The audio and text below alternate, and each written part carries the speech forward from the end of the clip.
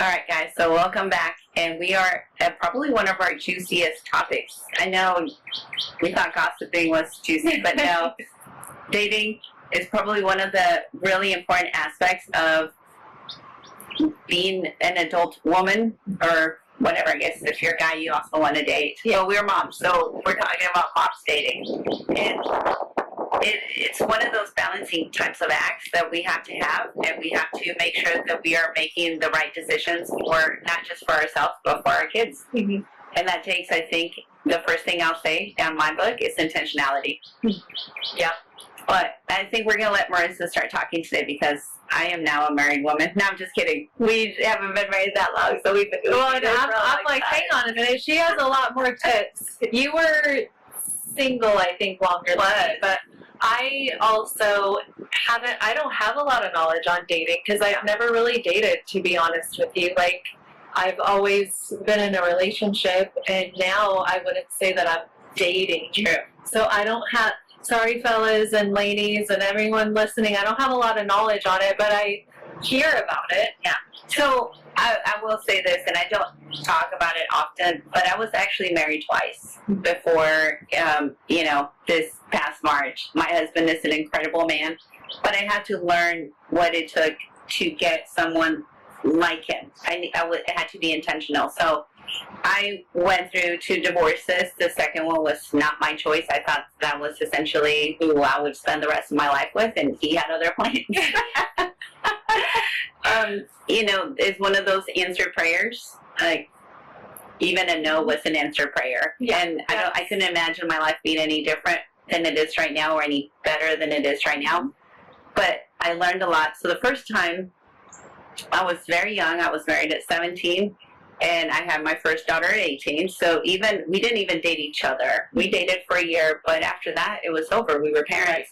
And he was military, and we spent a lot of time apart, and we grew completely apart in different directions. So we didn't date much and didn't date each other. Not to mention that I don't know that my mom would have had much information on or taught me what was the right way of dating, because they came from a very old world country, old world culture that didn't share our American standards. So she didn't know anything about it. It was going in blind, but going from an aspect of not being a child as I got married. I was still literally a child, and growing up on my own and growing up with my girls. The first time I dated, it was just kind of completely new and random.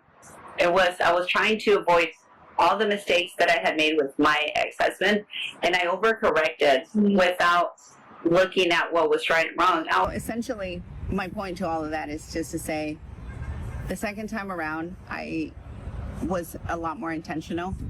I decided to do things very differently, and because I did with the first time, I didn't have to share time with my kids, so I was trying to make time for myself when I would to go on dates and whatever. But with my daughter, the biggest thing that I would say is be intentional with your time and your kids, because that was probably the thing that's brought us the closest. If my daughter, since I have her split time with her dad, I really wouldn't go anywhere unless she was with her dad. Right. Because they're going to spend enough time away from you. Yeah. I think you need to stop.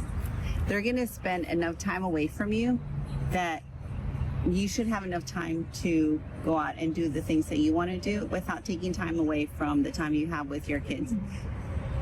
Unless you can probably speak on this more now as well too. For me, I don't like being away from my kids, especially during the school year, because during summer break, it's like when I'm off during the week, I can have all day with them. But when it's during the school, my evenings with them are like very important to me, right? Because mine are older and I feel like time is running out and they're going to leave the house. And so I want to I don't like taking time away from them. So when I do go out to dinner or do something with a friend, I'm really honestly like anxiously waiting to get home back to my kids. And I will say that to be very true. I think we've gone out to dinner many times and you leave before 9 o'clock, which is great, especially at the age that your kids are at. I think that really makes a difference. It is. Even with my husband and I now, we're married, but because our kids do go back and forth, if our kids are at home, I don't think ever, maybe, I'm sure we've done it once or twice, but in the last 3.5 years, if our kids are home, we're home. Yeah. You know, Well, we have plenty of time in between that we make time for each other.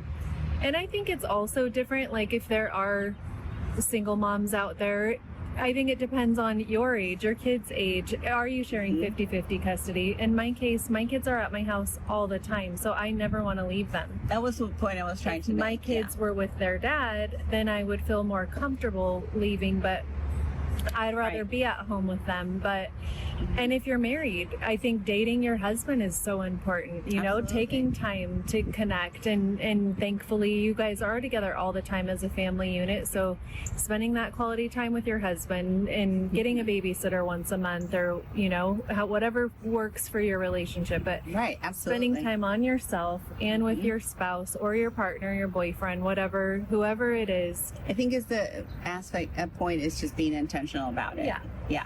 and aware, because kids don't deserve, you know, to be drug along for a dating ride either. You know what I Right, mean? absolutely. That's my personal opinion, but I feel like you are the adult, like he maybe, and I don't even know if you want to record this, That's but okay, like go ahead. I feel like, you know, I was a kid of a divorced parent, and they went out a lot, and I hated it, and I never wanted that to be the case for my kids. Right. You know, I wanted them here, so I'm going to spend time with them while I have them in my home. Right. And then there's a time later that maybe that time will come.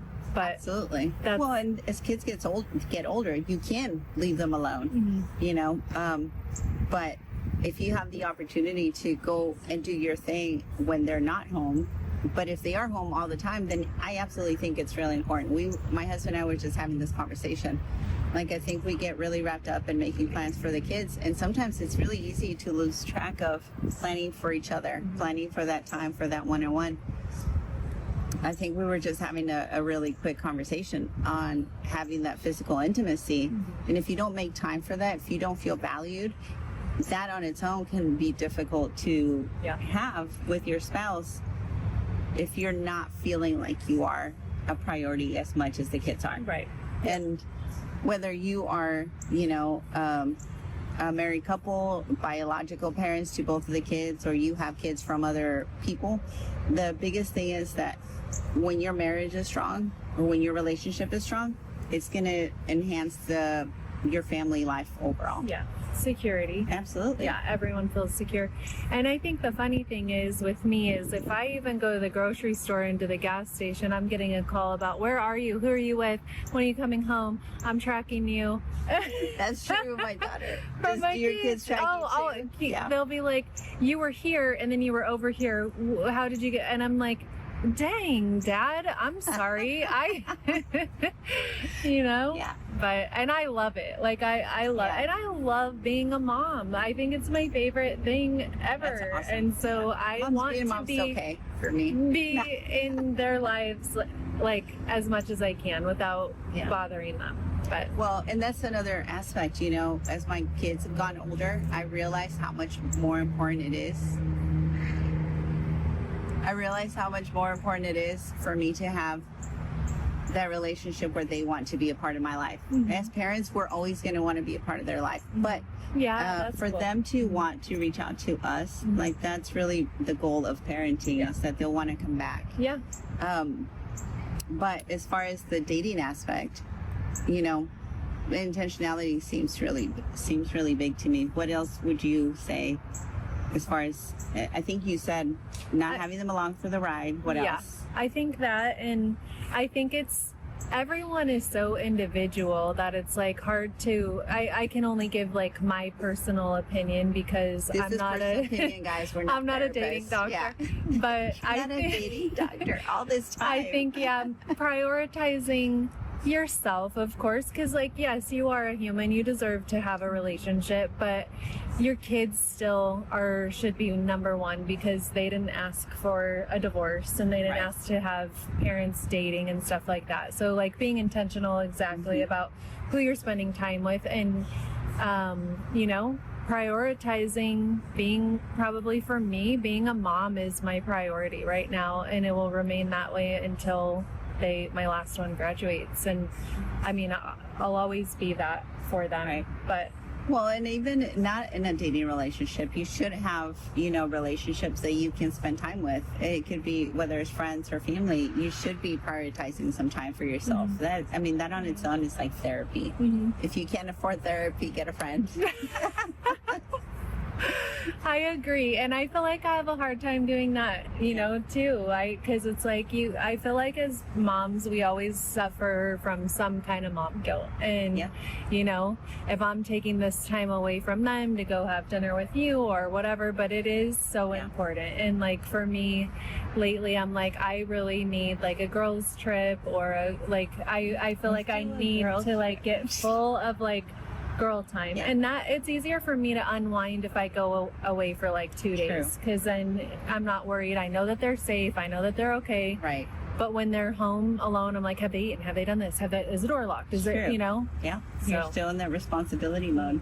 So I think it's great. What would your tips for, because I feel like I don't have a whole lot of tips, and since you've dated a ton, I mean like a lot. I think the biggest thing is know what you want and don't settle for it. I was just having a conversation with a friend of mine, and I just said, if you're dating this person and you already know they're not exactly what you expected to have in your life, and nobody's perfect, but really truly have your non-negotiables. And I think that was the difference with my husband and I this time. I knew exactly what I wanted in a man. And he had to be a godly man. He had to be. So it's funny that I say this. We did meet on a dating site. It's like old school now. It's not even exactly. Godly men on Tinder. If you're finding men on Tinder, they're probably not super godly. But, actually we met on eHarmony because my neighbor who actually married, they were a couple and they met on eHarmony. So they kept telling me that I should do it. So I did. And that's how we met. But even though a dating website can lie to you and they can put whatever they want, the truth is that you'll be able to see that pretty quickly. Yeah. But even if you put that information out there, what you're looking for, the qualities, well, okay, let's back up. First of all, whatever you want in a partner or in a spouse, you have to be able to offer that. So from point zero, you need to be working on yourself. Like I did so much work on myself. I feel like the last 7-8 years has been a refinement. Like God's just refined my life, my thinking, my every aspect, from my spirituality to my physical being to everything. We have so many birds. You need to come see your baby birds. We're upside down again. Is that fine? Because it's recording correctly? Or okay. So essentially what I was saying, know exactly what you want, but also be able and ready to offer those qualities that you want in your partner. Going through this process with different people, and I hear, I want a hardworking, responsible, godly man, but you don't have a job, you're haven't gone to church or whatever the thing is in your life. And there's nothing wrong with any of those things. But somebody that has all the qualities that you're looking for is going to be looking for probably the same things. For sure. Absolutely. So I think that was the biggest thing. And the reason why I do think dating apps work, because again, anybody can lie, but at least if they see that this is what you want and this is who you are, automatically you're too much work and it's not even worth dealing with. And people really do put out there what's in their head. Guys are pretty simple. So look for what you truly feel that if, God is leading you to, or what you want, and don't settle just because people are talking to you. People are going to talk to you anywhere. Yeah. Right. I think that was probably my biggest tip. You? Anything else? I think what you said is great. And I think that when you do have a relationship, that it's a partnership of equally pouring into each other. You can't, just like you said, have all these expectations in this checklist while you're not maintaining your own stuff and filling your own self. It's important to have a partnership and to pour into each other equally.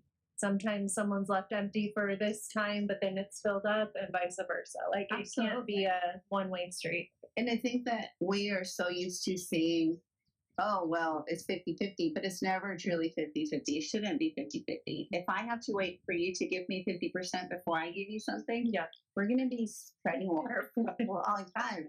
Right? So I think we should always be giving 100% and being there for each other and outdoing each other. It's never going to go wrong. Yes. No one's I ever agree. going to be upset about that. Yep.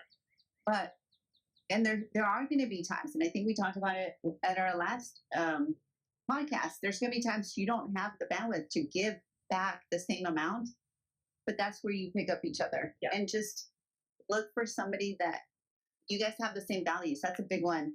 Look for somebody with the same values. Like, equally yoked is such a real thing that I didn't really realize. Mm-hmm. If you are a conservative and you marry a liberal person, nothing wrong with it, except you're going to be at odds on the very basic things of, you know, the things that people just naturally tend to gravitate to. Yeah. You know, if you are a conservative, you're going to lean towards conservative aspects of life, whereas somebody that isn't as conservative is going to go the opposite direction. If you're super educated and you like to have intellectual conversations, you probably need somebody at that same level. Right. You know, like my friend who's a doctor, she finds it really difficult to have conversation with some people because she wants to have these conversations that a lot of people are not. Yeah. Don't want to. Right. Not that they can't. Yeah. They just don't really want to talk about Yeah. it. Well, I think that was great tips. Hey, And don't tell my husband. and that's our topic for the week. That And might be a little long. it but was very long. Yeah, that's what. All- Let's all really great though, just so Yeah. you know. yes.